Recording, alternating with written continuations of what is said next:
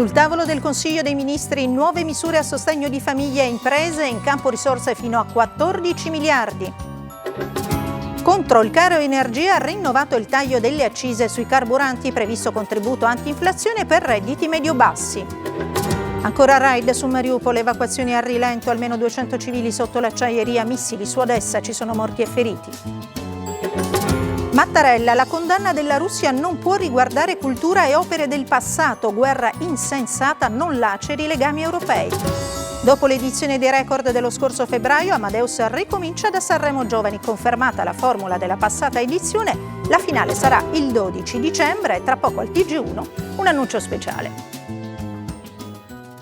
Buonasera, benvenuti al TG1. In primo piano ci sono le nuove misure a sostegno di famiglie e imprese. A Palazzo Chigi, Consiglio dei Ministri con il Premier Draghi, sul tavolo interventi per un totale di 14 miliardi di euro. Tra le misure previsto un contributo anti-inflazione per i lavoratori e i pensionati con redditi sotto i 35.000 euro. E stamattina